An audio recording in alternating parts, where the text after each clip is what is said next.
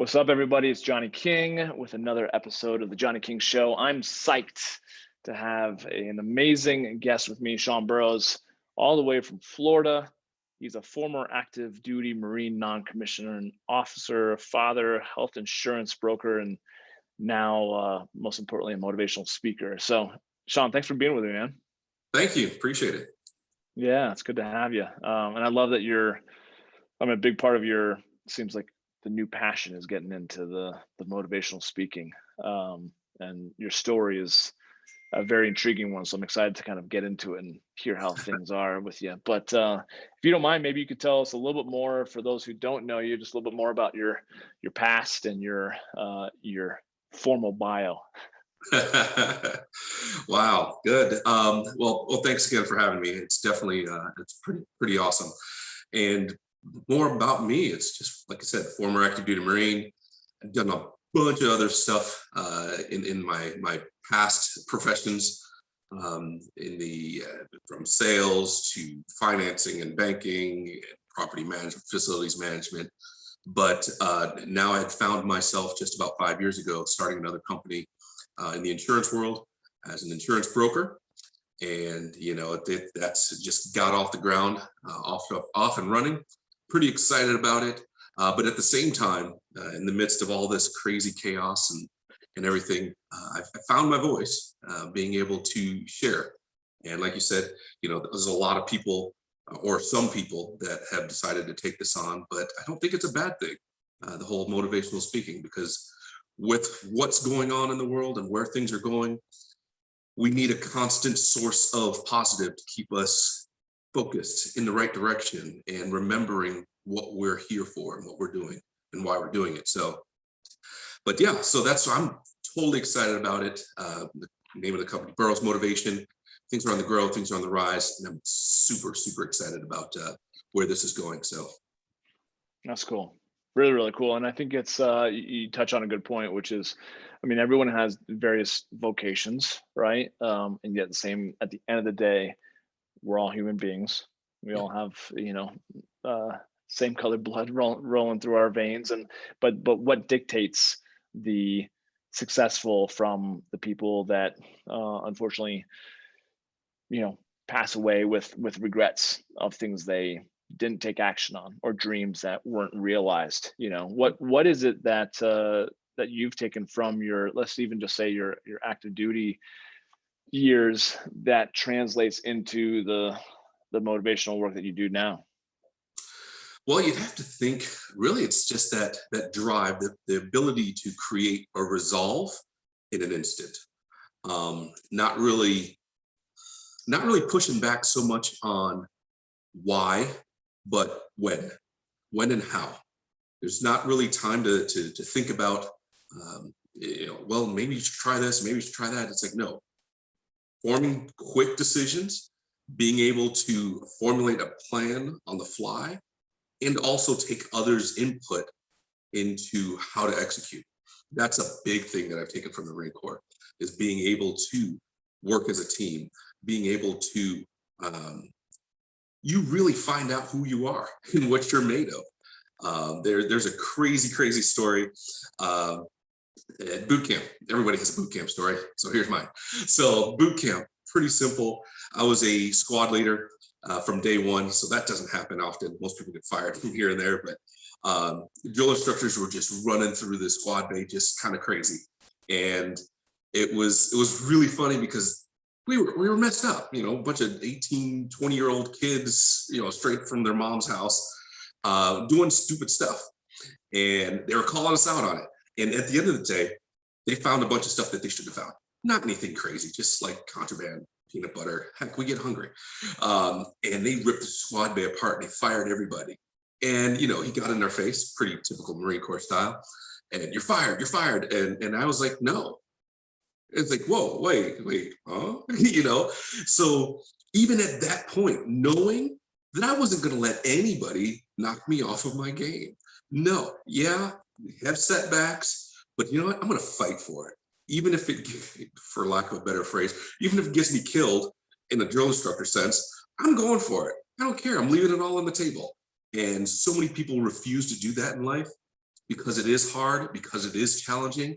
It's like, you know what do you have to lose? What's the worst thing that you can do? Fail.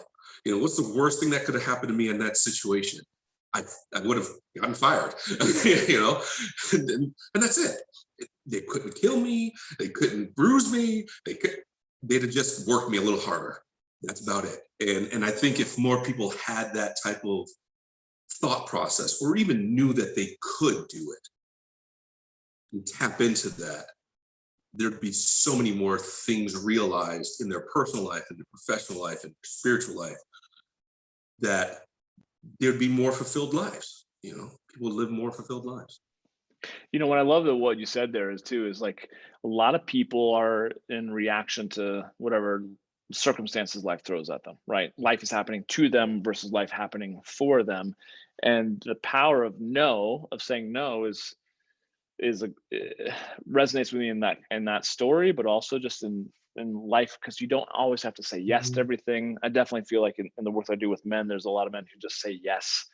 They're Yeah, yes men to yeah, everything, and then they get burnt out, they get strung out. There's and maybe things happen to them and they're just like, okay, well, I gotta roll over and take this one as well, where you were kind of put in that position where they were up in your face and you're like, no, no, I'm good. This is what I'm gonna do. And I think that's probably, I would imagine, what some of those leaders love to see is like, okay, this is the type of fight that we want to see in our men. So I think that's a pretty cool example. I'm glad you told that story. So are there any other examples of where you've had to say no so that you can say yes to other things in your life? I'm kind of yeah. putting you on the spot on that one. No, it's okay. We talked, previously about a little bit of the backstory. Hmm. And, when I went through that phase in 2014, 2015, where I'm a firm believer that there's two times in your life where you're going to act or react. Is one when you're extremely mad, or the other when you're extremely scared. And in that 2014 time period, when I went through that whole homeless stage and dealing with that mess, there's Hmm. so many people that would have resolved to drugs and all that other stuff. I was in Yeah. California, away from my family, away from anybody that I knew. And that was a time where I just said, you know what? I refuse to go peacefully into that darkness. Ain't no way in the heck that's going to happen. And I just literally, with nothing, like, repoed my car, nothing, like, dude, you just took my house. Now what? If you had that dog, if you had that fight, if you have that grind, you're going to figure it out. It's not going to be pretty, but it has to be done. And so many people just throw up their hands like, you know what? I'm out. What am I going to do? Yeah, you could do that and you have the right to do that. And it's your prerogative, but you also have to take everything that comes after that. But if you keep fighting and you sell out on yourself and just grind it out, it's going to make sense. If you do enough of the right Yeah. things for the right reasons, everything has to fall into place. Hmm. And Hmm. if you want to be better, you got to do better. And that's one of Well, those are my taglines for Burroughs motivation, is that yeah. if you want to be better, you got to do better. And the things that you've accomplished up to this point in your life has happened because of the things that you've grown through. And the Hmm. things that you want to accomplish in your life means you can't stay where you are. You have to grow further. And those Yeah. are things that I take in myself every single day. And it's like, you know what? People give the accolades, and I try to keep the humility at high, because Hmm. it allows me to stay in the growth phase and still overcome those challenges, overcome those struggles. So yeah, that's one of those crazy things that happen in life, that Yeah. I'm not going to go peacefully into that darkness. I'm going to fight for Yeah. Yeah, it's good. And I remember you mentioning your motto, like if you want to be better, you got to do better. I think that's a powerful one, um, because I think that it goes hand in hand. And a lot of times, if you want to do better, you got to be better. And there's that kind of balance between being a human being and a human doing. Because you can be a certain way, but if you don't do anything, you don't have a legacy uh, of well, the legacy is a melding of the two, right? Being, doing. right? Yeah. So I think it's pretty resonates a lot for me, and it makes me, as you kind of talked about the repo story. I know you told me it when we chatted earlier offline, but I'd love to kind of go back and tell some people just how far you've come, and I think a lot of guys who are listening are going through some shit, and it's nice to hear when other men have gone through similar in their own ways and have been able to pull out of the nosedive, so to speak. So, if you don't mind, maybe share a little bit more of that backstory. Not a problem. Not a problem. So, so back, remember, I've had like 32 jobs, in my career. So I would consider myself, it's a joke. I consider myself an honorary Jamaican, I have like 32 jobs, milkman, the Right, postman, the fireman, everything. right, Uh, right. it goes back to an old In Living Color skit that they did, which is absolutely hilarious. Anywho, um, yeah, so I came out of 2013, 2014. I had spent some years in the pest control world, lived in Northern Virginia, just got done. I was just fed up with it. 20 years in that area, you'll either thrive or you'll get chewed up. And I was done. 20 years, I'm out. I'm done. I'm checking out. I'm getting out of here. And that's when I moved back to New York to be closer to my daughter. So I'd been, at that time, before I made that move, I was doing some decent for myself. I was making a decent income. But I went, just by making a series of decisions and taking responsibility for those decisions. That's the other key, is taking responsibility of those decisions, whether they be good or they be bad. It's nobody else's fault that you're in the crap that you're in. Nobody. But you cannot change that until you own it. So when you own your darkness, that's when you're able to rise up. And I'll get back to that in another time. But so moving from Northern Virginia, I took a huge pay cut trying to get to New York. Things weren't panning out there. Moved to California, chasing after a sheriff's position out there, because they still took old people, and that was kind of nice. At the time, I wasn't necessarily a spring chicken, but I can outwork most of them. And that's when everything just went to heck in a handbasket. I moved 2,800 miles in 2.5 days for everything that I'd had set up to be gone literally instantly. Wow. So, the housing situation that I had set up was gone. The little side job that I had set up, gone. Everything. I was sitting there, all my worldly possessions in my, Jetta. And I had to make a phone call to a person that was gracious enough to allow me to come and crash for a couple of days. And then began the homeless thing. It's literally, I had nothing, nowhere, nobody. And I had to figure it out. I just literally had to figure it out. I didn't blame anybody. I wasn't trying to hold somebody else accountable. And the funny thing about it is I did it and nobody else knew about it. I kept it to myself, because why am I going to force my situation on somebody else? I was grabbing for information, but I wasn't going to let anybody else into that darkness, because it wasn't their responsibility. It was mine. It was my responsibility. I got myself there and I had to get myself out. So I'm living in my car and doing some couch surfing. And one day I went in to take the assessment test for the sheriff's exam. And I came out and my car was gone. It was gone. And I'm like, I'm trying to do good. I'm doing everything in my power to take steps forward. And that was just a straight right in between the eyes. I mean, that was cold cocked, Taking you while you're down. Yeah. And instead of just folding, it's like, okay, all the stuff that I owned was in the car. Everything was in the car, and now it's gone. And I had to, number one, find out where it was, and then, try to figure out some other type of solution.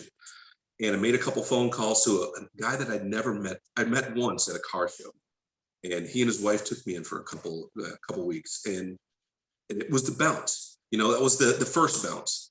So you got to look at those situations where, in the worst, it's not meant to break you; it's meant to wake you up.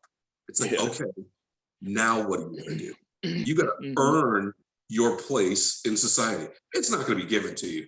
Where I ended up now, owning the insurance company and doing well. I sometimes joke and say I'm balling on a budget, but I understand that I'm not trying to speak that, because I want more than what that's going to give me. and I want to impact more. So I got to stop saying that. So note to self, if you catch me saying that, check me on it. Okay.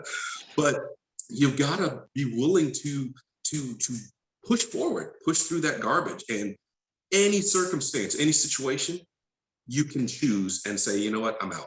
You can tap out. And that car situation was more than enough to say, you know, it wasn't pretty, but it was working for me. I worked a way to make it work, and then it pushed me out to that other boundary of, okay, let's take that away from now. What do you do? Mm-hmm. Oh. You know, what do? Do you call your family and have them come and pick you up, or send something? You can. There's nothing wrong with that. But I didn't have that situation. I didn't have that ability. I literally had to figure it out. So I was at that doorstep of despair, if you will, and I just doubled down on myself, and all right, I can outwork the problem, and just got to work. Walking long stretches because you ran out of money for the bus. You know, I had a little telecommunications job, not telecommunications, telemarketing job, where they were kind of doing some shady stuff behind the scenes, and I was like, you know, I can't be a part of this. You know, and I had to call it, because I was trying to get into the sheriff's department, and those things, that shady business and the sheriff's work, I don't want my name associated with that. So you again have to make hard decisions. Do I stay making this money, that I'm a little bit of money, or do I bank on my future? And that's some of the things that people really need to think about their own situation. It's like, okay, where are my crossroads? Do I take the easy route, or do I bank on myself and self-preservation, self-awareness, all that stuff? You know, double down on yourself. So. There's so many things that you've said that I'd love to go off on so many different tangents. One of the things I think, just to give you props, is, like you said, there's so many people who, given the situations that you've been in, probably multiple and throughout your life, you very well could have gone down the path of alcohol or drugs or violence or whatever, right? You did not. It seems like you have a very strong sense of integrity with your word and with your sense of yourself as a man, right? And I think your humility, because I think another thing that guys are up against oftentimes is their ego, that gets in the way of asking for help. And you just picked up the phone, guys that you only met once, or someone else you hadn't totally ever met in person, just literally at that point, picking up the phone with humility and a lot of grace, being like, yo, I need some help. And it's amazing how, when you lead with that vulnerability, people oftentimes respond with love and graciousness, of being like, absolutely, I got you, versus a lot of times when guys don't want to show that, they're faking it. They don't want to show, because I'm thinking about guys, because I do the men's work, but this is men and women in general. Like, our egos keep us from wanting to look like we're failing, but to be, even without your home, without your car, that's rock bottom for a lot of people, right? Yeah, it really is, because I mean, that whole situation took me to places where I had never even imagined I would be. I was like, you know what? And I'm a spiritual guy, not a religious guy, and that's, I know whose I am, and I know who I am, and that's just how it is. So, but I was just like, God, there's something good has to come from this, because this don't make no daggone sense. There has to, and believe it or not, I literally would sit in the car at this safe parking area, and I'm just like, God, I don't know what's going on. I have no clue where this is going, but I know it's going to be good.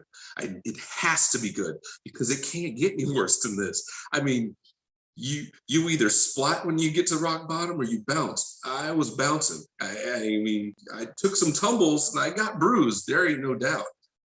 But being able to submit to a higher being, a higher calling, that is so important. Whatever it is, whatever your spiritual walk is, the universe, God, whatever, you got to submit your ego to that, because until you do, it's going to wear you out. It is going to wear you out.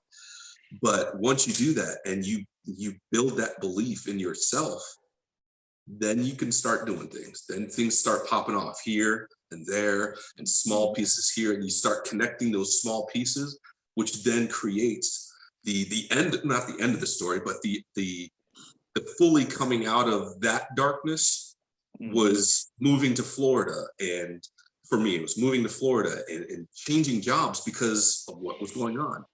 You know, hard charger coming out of the Marine Corps, you know, I was long gone out of the Marine Corps, but I still had that discipline, that drive, that hustle, and not fitting into traditional corporate life. But knowing, hey, it's time to get out of Dodge, it's time to get out of Dodge. You know what I'm saying? You just gotta, if it's not advancing me, I gotta move. And moving to Florida and getting into making another poor decisions. Just because you make a decision to change your life doesn't mean the problems are going to stop. It just means they're going to test you. How serious are you making those decision changes? How serious are you about making those changes that you say, like, okay, let's test you. Boom, let's drop that into your mix. How do you deal with that? Whoa, wait, I wasn't expecting to get married, and and then finding out that that individual wasn't the right person for me, and having to eat the crow and say, you know what, that was dumb. That wasn't probably the best decision. But allowing yourself to make bad decisions and grow from them, not make bad decisions and blame somebody else. Again, key word is don't make decisions and blame somebody else. It's on you. You make the decision with the information that you have in front of you, good or bad. It doesn't matter. It's just as long as you learn from it and you do some self-reflection and say, hey, screwed up here, did good here, let's make a plan, move forward. So moving to Florida, changing jobs, getting married, getting out of that marriage, and building my business in the insurance world.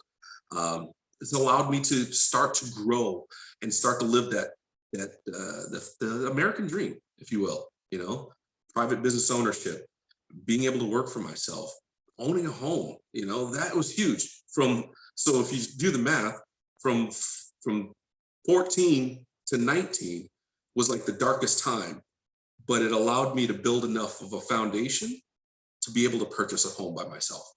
Huge. 5 years. That doesn't happen. There's higher beings come into play, a lot of eating crow, a lot of knee mails, if you will, and just really owning your stuff and fixing your crap and opening yourself up to the point where you look at all the ugly bits, not just all the pretty ones. Don't blow smoke, figure it out. And it sucks when you have to eat crow. It really does, because they don't give you any seasoning for that crap, but you have to do it. You have to do it, because if somebody else forces you to discipline yourself to do what they want you to do, you should be able to discipline yourself to get what you want. Hands down. So. Yeah, amen. And I feel like some of the things that we're talking about, the themes I'm hearing you pick up on oftentimes is like humility, taking responsibility, right? Resourcefulness, right? So a lot of those things, the ego tends to eliminate, right? And then just having the faith that things are going to work themselves out, because you definitely have been in situations now telling your story, and it's a powerful story of like you said, bouncing versus splattering, right?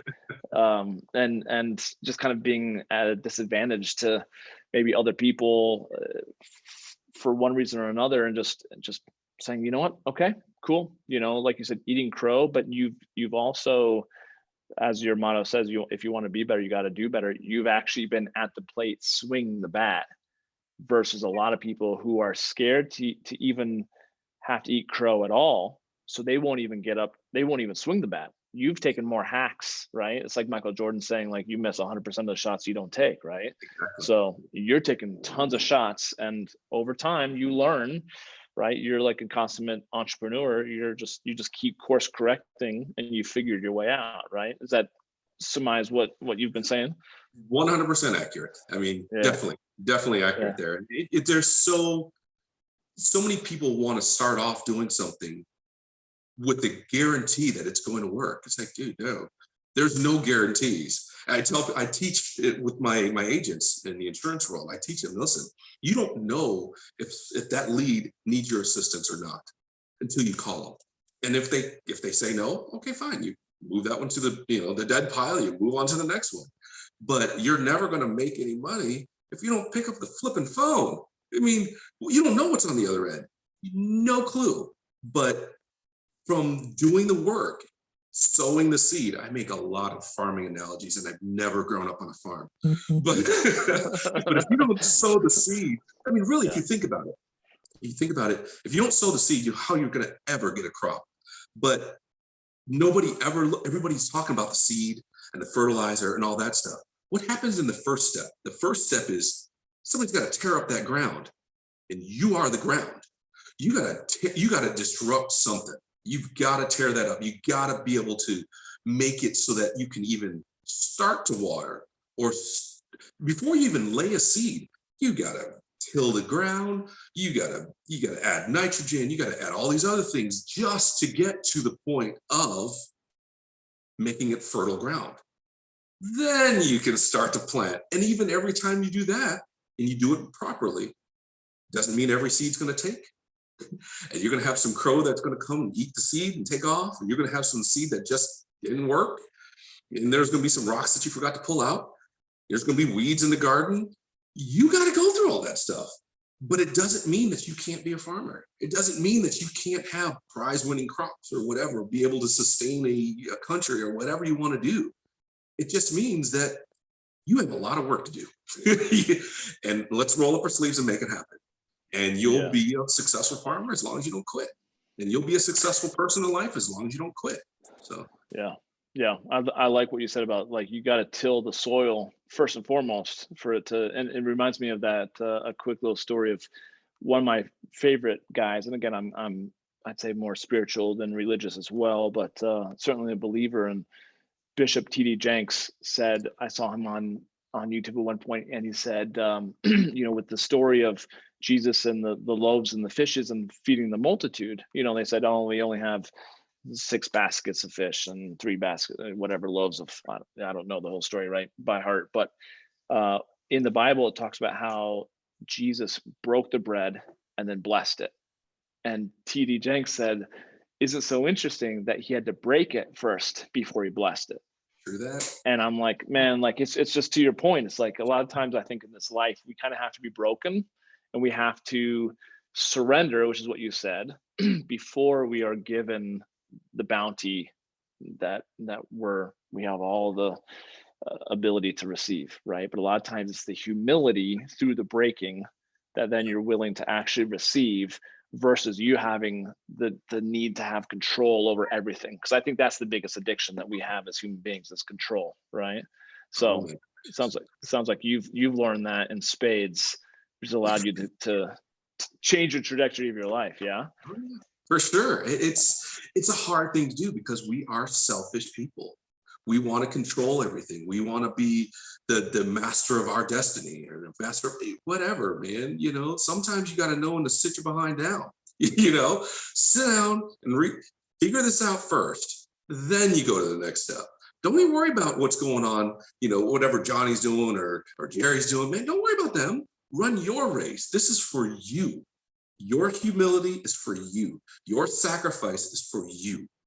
Then it becomes for someone else. Then you cannot serve anybody from an empty plate. It ain't happening. I don't care how hungry you are. You can't. You got to take care of your own house first. Then you can sow into other people, or then you can give back. But and it's funny that you mentioned the break, because I thought this morning I had this routine that I go through. I've gotten away from it. I'm getting back into it, but I get into first thing in the morning. I start my day with some type of motivational something or other. I got to start my day off right, man, because all the crap that's going on, I ain't drinking the Kool-Aid. I'm sorry. I ain't doing it. I'm sorry. It's not going to happen. But I own my responsibility and I control what goes into my head. So I start my day off with motivation. I get my day going. And today was specifically said, sometimes you have to be broken in order to heal stronger. I had a broken leg that broke 20, my son's what, 21 now, 20 years ago. And I still have the rod and I could still jump and hop and run, but it's stronger than ever. So if you don't get broken, if you don't go through the fire, and I did a talk on this on the YouTube channel recently, is that, the fire is not meant to consume you. The fire is meant to purify you. The fire is to extract all that stuff that's not supposed to be there out, and then you can be shaped. Then you can be molded. But it gets hot. You are not melting anything with a matchstick. You've got to be put in some intense thousands of degrees temperature in order to get to that point where you can then start to cool. And that cooling process is just as bad as the heating process, because it goes from hot to instant cool. And what happens in that phase, I don't know if you've ever watched a crazy show, Forged in Fire. If they don't quench it properly, and there's some cracks and there's impurities in there, when you put it under pressure, you strike something, it's going to break. I'm not meant to be broken. So I'm going to keep that fire going, man. Every once in a while, you start to see yourself drifting off, jump back into the fire. Yes, it's not meant to consume you. It's going to be hot. It will force you to change yourself. It's going to force you to look at all those crazy, ugly bits and get rid of them. Friends, family, associates. Yeah, where's your family? You love them. You got to love them. You don't have to necessarily hang out with them, but you got to love them. But you got to be able to remove yourself or as the kids nowadays say, level up. Dang, I just made myself sound old. You got to level up. And that means you get good at one level, and then you get to that next level and you're playing, you're like, why can't I get past even 2 seconds in this game? It's the same situation, it's the same scenario. Video games have created a blueprint of how life should be done. You keep trying. Every once in a while, you get sick and tired of it, you set it down. And then you pick it back up. It takes a little bit of time to get back to where you were, but then oh, wow, look at that. That became more clear to me. Same thing with life. Sometimes you got to sit your behind down in the corner, take a break, take some counsel, and then jump back into it. It's like, okay, that happened. Everything happens when it's supposed to. But if you don't get in the game, you might miss your spot in line. So I think it's interesting too, because I've been watching Forged in Fire on Netflix or whatever it's on.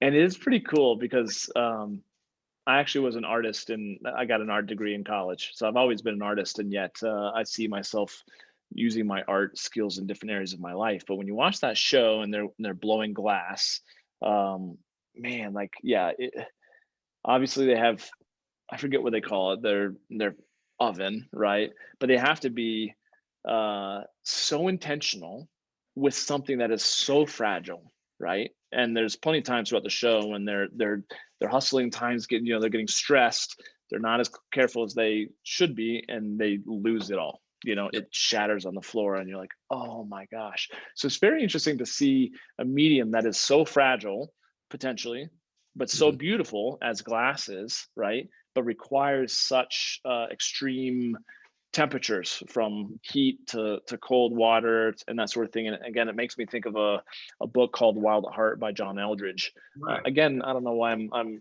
talking about different Christian stuff in this episode per se, but I did like the point that he said, at least in the Bible, all the stories that, for me being a Christian, were raised with, if you think about all the stories that I'm familiar with like Daniel in the lion's den and Moses in the Red Sea, at what point in the story did God show up?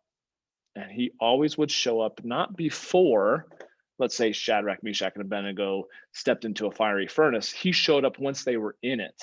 So to your point, God, the universe, Mother Nature, whatever you want to call it, that divine source, a lot of times won't show up until you're in the shit, Yep. not before, right? But a lot of times we don't want to take the risk, and take that. We're scared, but it's actually once we take the risk, does God actually show up, or the resources or that sort of thing. So I'm glad you, the knowledge, right? To your point, which is like, get in the game, take the shot, right? And you're a living proof of how that that recipe really works out, and it's not easy, it's not Not easy at even all. close. No, Not even close. right. When somebody takes all your baking pans and they tell you to bake a cake, it's like, out of your daggone mind. What the heck? Yeah, yeah. But again, the reason why you don't always have to have the resources, you just have to be resourceful. And it seems like the thing that kind of keeps coming back in with your story too is not only that you've been extremely resourceful throughout your life, but it's just been your mindset. When you could have been hating on yourself, beating yourself up, you've been positive in a lot of those instances when you could have gone negative. Would you say that's Mhm. the case? Yes, yes. Big. And and a lot of people see it, and I get people that say it all the time. Sean, yours is so positive. Sean, you're this and that. I was like, yeah. You don't realize the amount of pressure and intensity it takes to stay there. Just because you make the decision doesn't mean it's going to be easy. Everything in their brother is coming to take you out, you know, everything. And it's just number one, you got to prove to yourself, am I, if you're being shown it, that means you can grow through it. And if it's not being shown to you, if it's not been in your face, that means it's not for you. But if you're being shown it, it's like, you're worthy, number one, to have it. Number two, you have to convince yourself that it's being shown to me, therefore I can have it. So you got to sell yourself on the situation. And then you just got to do the work. You just got to do the work at all, not just what it takes, but whatever it takes. And that's just that little bit of extra Hmm. that Hmm. most people will quit at.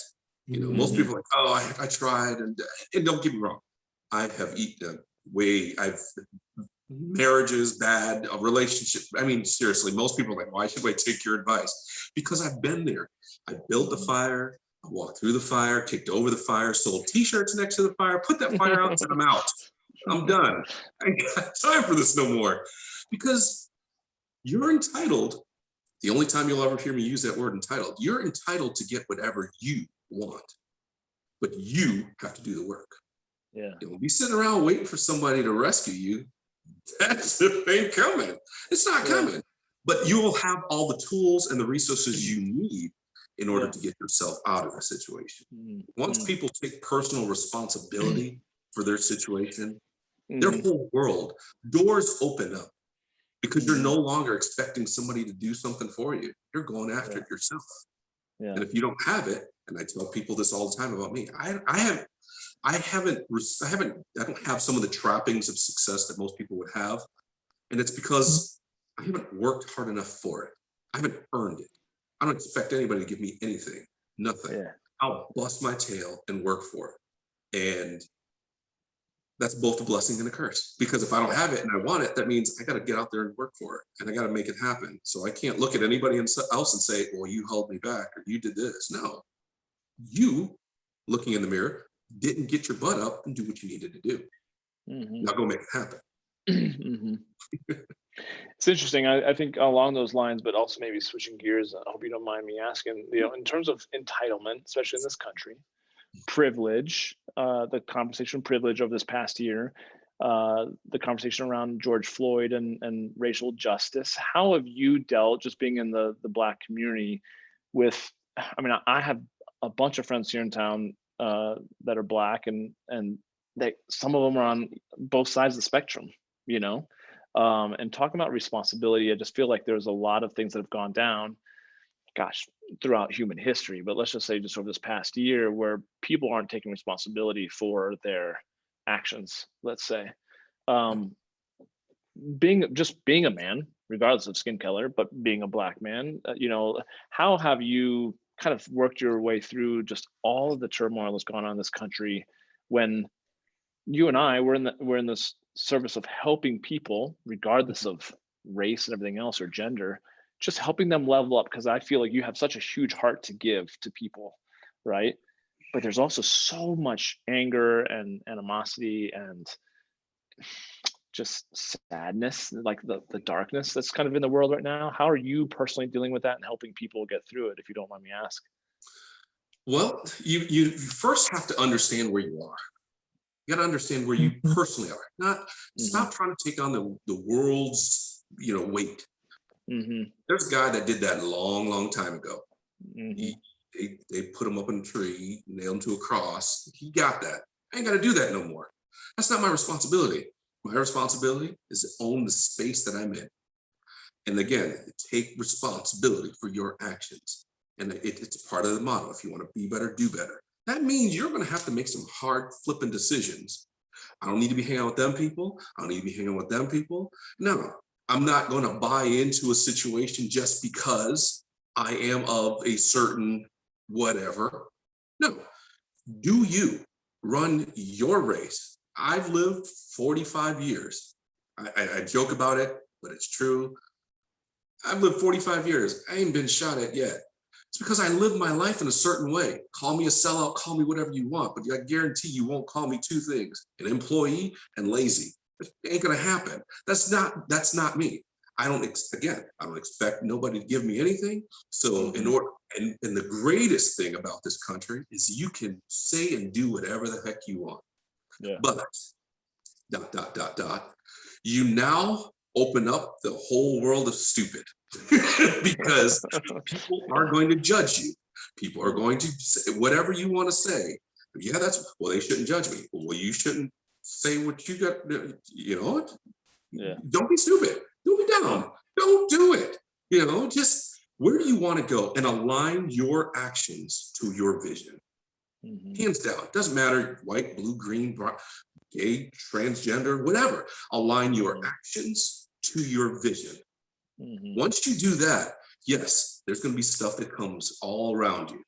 Just keep focused on what you're doing. Don't worry about that. Don't worry about it. Yes, you're going to take bruises. Yes, you're going to get hit. Yes, you're going to be slightly oppressed or whatever the situation is. But none of the things that have happened in our past stayed there. All the things, we've grown through it. We've grown through it. You don't have to be violent. You don't have to do any of that stuff. Live your life the way you expect people to treat you. Hands down. If the way that I talk, if that shoots somebody off or sets them off, so be it. Okay, fine. But I'm going to be able to play in multiple different environments. One of the things that I'd said as even a little kid is I want to know what's going on both sides of the track so that I can pick my path and do me. If I can be put in any type of situation, you can put me in a boardroom, I'm going to grind. You can put me in the hood, I'm going to hang out because I'm a car guy. I like my bling. So my Chrysler's going to be on point, whatever. But at the same time, you put me in a room with a bunch of businessmen, we're going to handle business and we're going to get down and make some things happen. We're going to change some lives. We're going to make some people happy. You get into veterans. I network with a large group of veterans organization here in Sarasota called 941 Hmm. Vet. Hmm. Our main focus is being able to get other veterans together to be able to like-minded, Army, Navy, Coast Guard, whatever, just to bring awareness to the situations and how to help and support each other. If we, let's talk about the platform men, stop expecting so much that we have to handle everything on our own and just reach out for a little bit of help, it will start changing the viewpoint of everything that's going on around us. Own your space, Hmm. act and perform the way that you want to act or perform. You could dress however the heck you want to act or dress, but what comes out of your mouth and the things that you do have to align with your vision. Because the minute you start going off skew, nobody's going to take you serious. Nobody's going to Right. take you serious. You can look like a fool, but if as long as what you're saying and what you're doing align, you're good. You're good. So as I guess bringing it all back, as a black male in America today, we need to start acting the way that we want to be portrayed, Hmm. and then start talking it, whatever it is. You don't have to let political stances dictate who you are. Right. I never talk politics at all. I can't stand talking politics because people get weird. Well, you think this? No, man, we just had a beer together like 2 days ago. Now you're gonna now you know that I'm something else and not what you expect of me. What? That doesn't Yeah. change who I am. That doesn't change my Right. heart. You know. but people don't know that because of the way that my vision is supported by my actions and my speaking.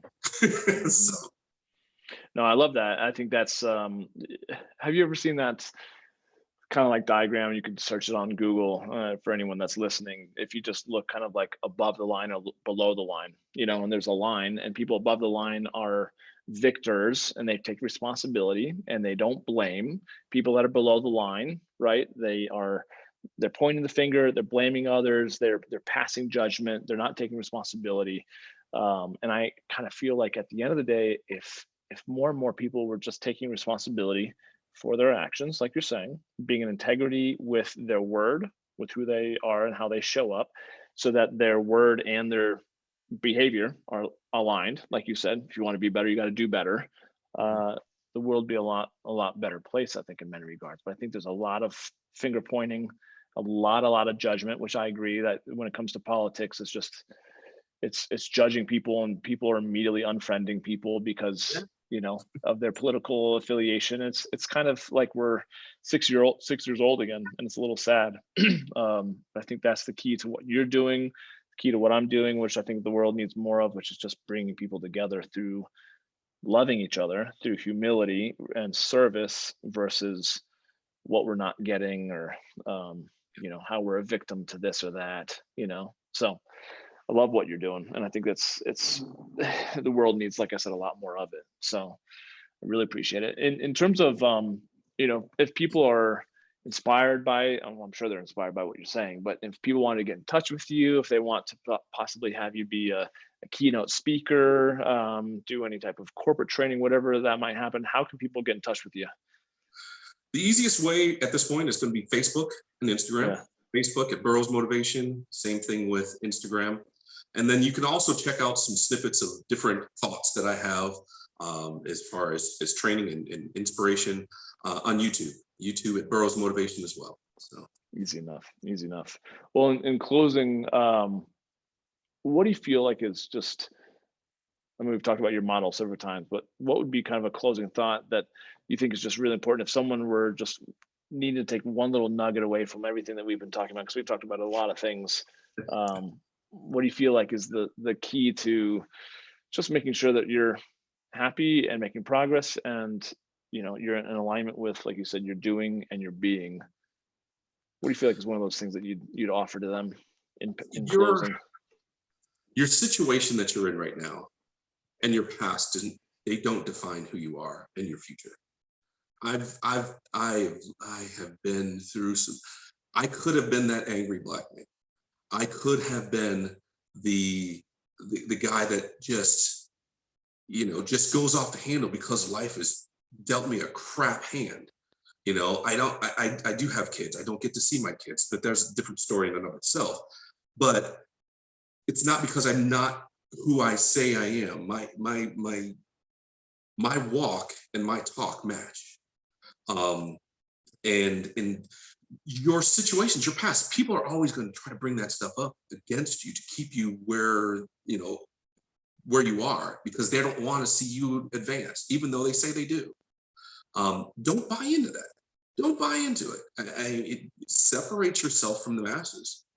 It gets lonely, expect it. But when you do that, that's when you step into the sunshine.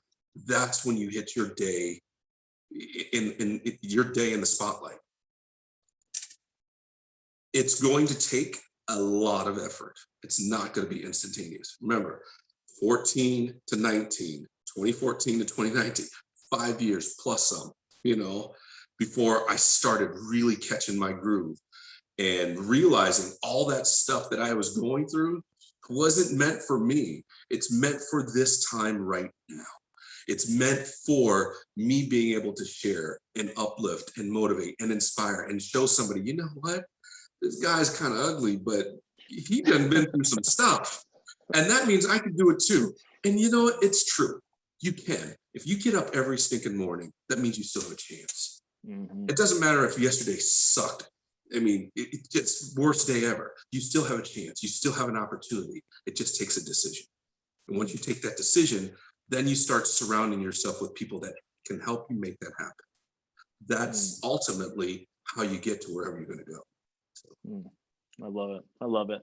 Ultimately, your past does not equal your future, right?